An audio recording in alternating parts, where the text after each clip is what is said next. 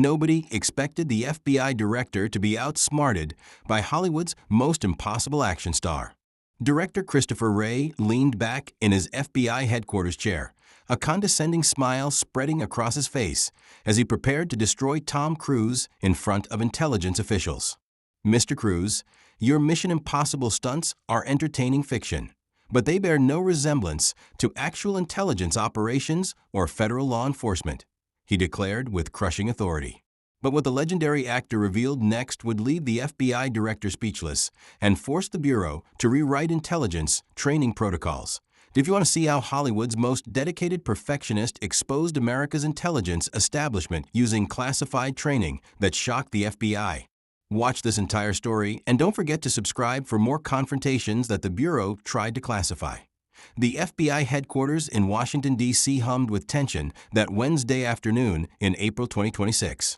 The J. Edgar Hoover Building, fortress-like symbol of American law enforcement, was hosting an unprecedented meeting between the nation's top intelligence officials and Hollywood's most demanding action star over allegations that would challenge everything the Bureau thought it knew about operational security and training effectiveness. Director Christopher Wray, at 57, had spent over 6 years leading the Federal Bureau of Investigation through some of the most challenging periods in the agency's history.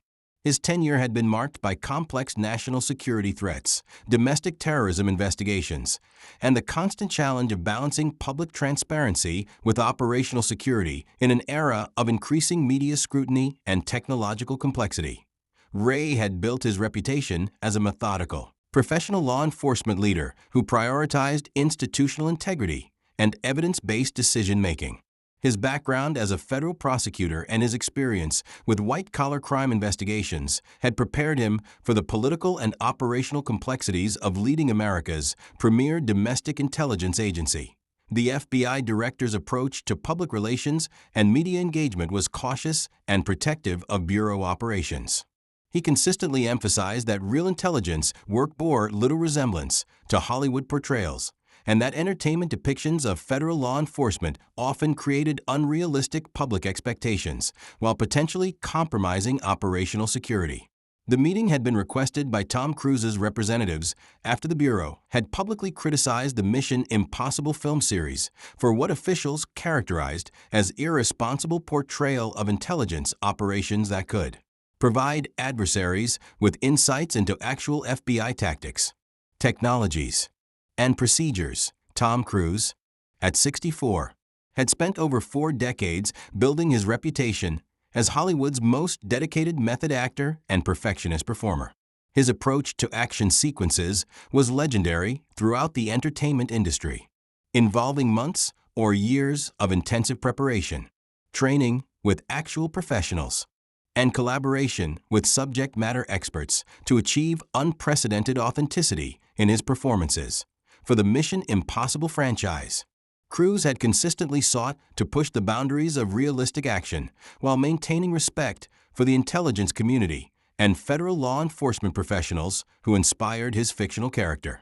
His preparation for each film involved extensive research, training, and consultation with former intelligence officers and law enforcement experts.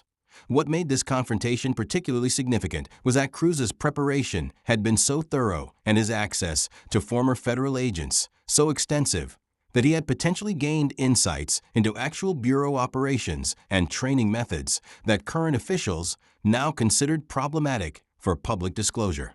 The FBI had initiated the meeting after receiving reports that Mission Impossible: Dead Reckoning had depicted surveillance techniques, infiltration methods, and counterintelligence procedures that bore uncomfortable resemblance to actual Bureau training protocols and operational procedures.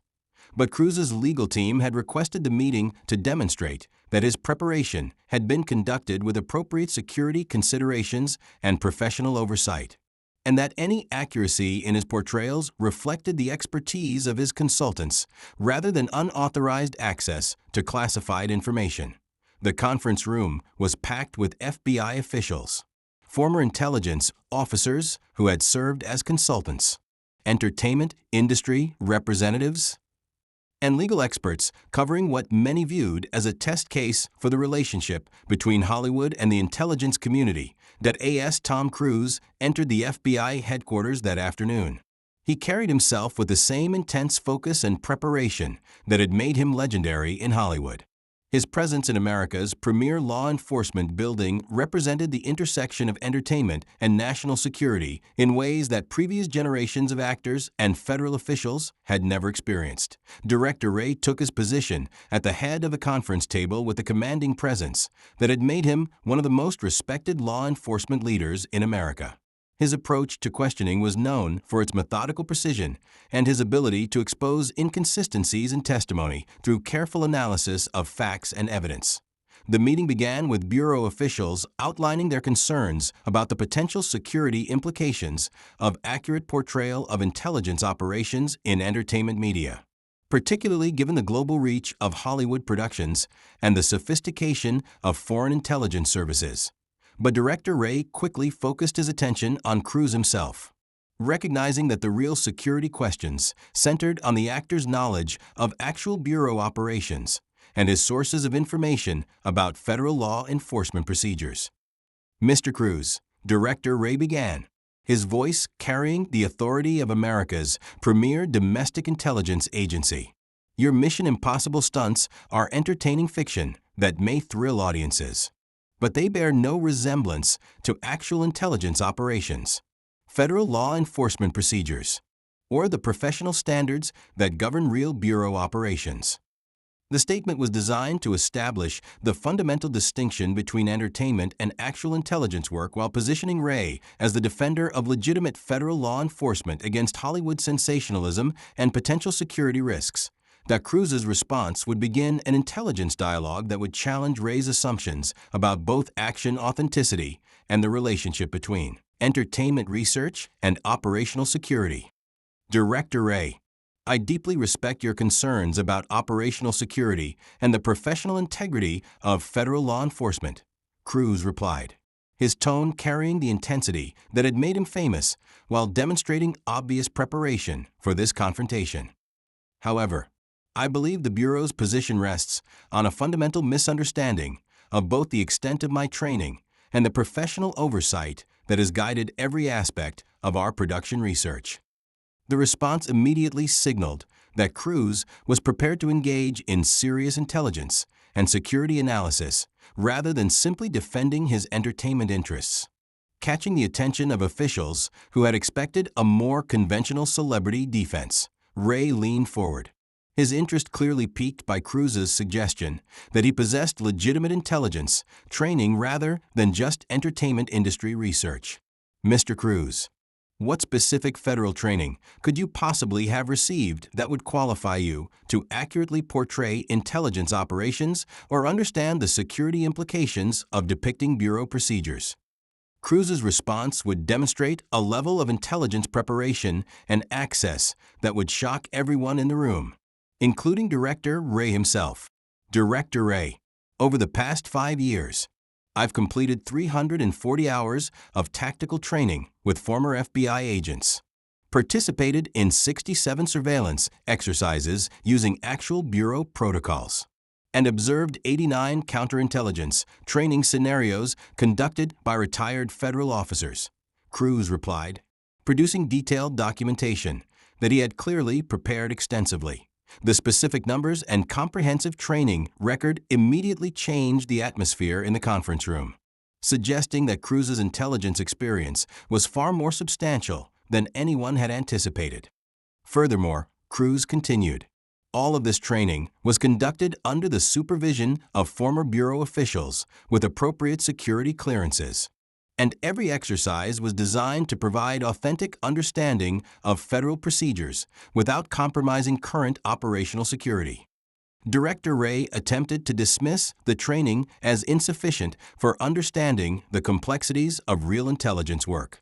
Mr. Cruise, even extensive training with former agents doesn't provide the institutional perspective necessary to understand the full implications of depicting federal operations in entertainment media. Cruz's response would reveal the sophistication of his understanding of both intelligence operations and operational security considerations. Director A: I agree completely about the importance of protecting current operations and maintaining institutional security. That's exactly why every aspect of our research was reviewed and approved by former Bureau officials before any filming began. He produced a comprehensive folder containing security clearances and training certifications that would shock the federal officials present. These are written approvals from former assistant directors, retired special agents in charge, and former counterintelligence specialists, all confirming that our training posed no security risks and actually served Bureau recruitment and public relations objectives. The documentation was extensive and demonstrated that Cruz's intelligence cooperation had been officially sanctioned by former high-level Bureau personnel rather than representing unauthorized access to classified procedures. Ray was beginning to realize that the Bureau's concerns were more complex than he had anticipated. But he attempted to challenge Cruz's authority to make judgments about operational security. Mr. Cruz, former agent approvals don't qualify you to independently assess what information serves current national security interests or Bureau operational effectiveness. Cruz's response would deliver the most devastating challenge to the FBI's position while demonstrating his comprehensive understanding of intelligence operations and security policy. Director A: With respect, I'm not making independent assessments about national security. I'm presenting training and procedures that were specifically provided to me by former Bureau professionals for the purpose of accurate public education. He connected a tablet to the conference room's display system, revealing comprehensive intelligence briefings that had been prepared specifically for his education. These are former FBI training materials, counterintelligence procedures, and surveillance protocols that were given to me by retired agents who wanted the public to understand the professionalism and effectiveness of federal law enforcement. The materials displayed on screen were clearly authentic former Bureau documents, not Hollywood approximations or speculation, demonstrating that Cruz's knowledge came directly from authoritative sources rather than entertainment industry research. The question isn't whether I'm qualified to discuss intelligence operations, Cruz continued, but whether the current Bureau has the authority to retroactively classify training methods and procedures that former officials approved for public education through our productions. The security argument was sophisticated and directly challenged the government's legal theory, while positioning the case as a question of institutional accountability rather than Hollywood overreach. Director Ray was now fully engaged. Recognizing that Cruz was presenting legitimate security questions about federal transparency and former agent authority. Mr. Cruz, are you suggesting that former Bureau officials deliberately provided you with classified procedures, and that current leadership is attempting to suppress legitimate training methods? Cruz's response would expose the internal contradictions in the Bureau's position while revealing his access to institutional decision-making processes. Director A: I'm suggesting that former Bureau officials encouraged accurate portrayal of federal law enforcement as a recruitment and public education tool, provided extensive access and training to achieve that accuracy, and that current concerns may reflect political rather than security considerations. He clicked to internal Bureau communications that had been obtained through appropriate channels during the consultation process. These are emails between former assistant directors discussing how our productions could showcase FBI professionalism and inspire public confidence in federal law enforcement through unprecedented access to actual training and procedures. The internal communications revealed that former Bureau cooperation had been motivated by institutional benefits rather than security concerns, undermining current classification claims and demonstrating institutional support for Cruz's preparation. Furthermore, Cruz continued, the specific techniques and procedures shown in our films are already publicly available through former agent memoirs, congressional testimony, and official Bureau publications about training methods and investigative procedures. He displayed comprehensive evidence showing that the information depicted in Mission Impossible films was already in the public domain through official sources, making the Bureau's current security claims legally questionable and potentially inconsistent with previous transparency policies. Director Wray was beginning to understand that the Bureau's position rested on shaky legal and factual foundations. But he posed one final challenge about the limits of entertainment industry involvement in intelligence education. Mr. Cruz, even accepting your former agent training and Bureau cooperation, don't you agree that entertainment productions should defer to current federal judgment about what information serves national security interests? Cruz's final response would deliver a masterful analysis of security principles and institutional accountability that would transform the entire meeting. Director Wray, I absolutely agree that national security must be protected. But I believe that security requires transparency about effective methods and institutional excellence, rather than secrecy that may conceal inefficiencies or problems.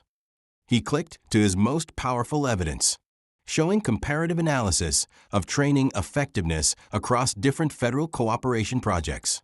The same training methods that the Bureau now claims are security risks have been officially used in recruitment videos, congressional briefings, and cooperation with news organizations covering federal law enforcement. The comparison was devastating and demonstrated that the Bureau's security claims were selective and potentially motivated by institutional rather than operational considerations. Effective security comes from demonstrating federal excellence and professional competence, not from hiding methods that showcase Bureau capabilities, Cruz concluded. When former agents encourage accurate portrayal and current leadership attempts to suppress the same information, it raises questions about institutional consistency and public accountability. The security argument was compelling and positioned the issue as a test of federal transparency and effectiveness rather than just entertainment industry rights. Director Wray sat back in his chair, clearly impressed by the security analysis and evidence that Cruz had presented. The other officials were similarly moved by the comprehensiveness of the former agent cooperation evidence and the institutional implications of retroactive classification 0.6 months later. The FBI announced new protocols for entertainment industry cooperation that balanced operational security with public education objectives, acknowledging that former agent expertise could enhance rather than compromise Bureau effectiveness when properly managed. More significantly, the Bureau established new transparency guidelines that distinguished between legitimate security concerns and institutional preferences, ensuring that classification decisions were based on actual operational risks rather than political or institutional considerations. The confrontation became a landmark moment in intelligence accountability and federal transparency, demonstrating how civilian expertise and institutional oversight could strengthen rather than weaken national security by ensuring that federal agencies operated with public trust and professional excellence. Tom Cruise had not only defended his training methods, but had contributed to important improvements in federal transparency and intelligence accountability. Director Wray had discovered that his commitment to institutional security was enhanced rather than threatened by cooperation with qualified civilians who could help demonstrate Bureau excellence to the American public. The meeting established new precedent for intelligence community relations while reaffirming important principles about federal accountability, public education, and the balance between security and transparency that strengthens rather than weakens democratic institutions. Hollywood's most dedicated method actor had used his legendary preparation and intensity to advance federal accountability and intelligence transparency in ways that would improve Bureau effectiveness and public trust for generations of Americans.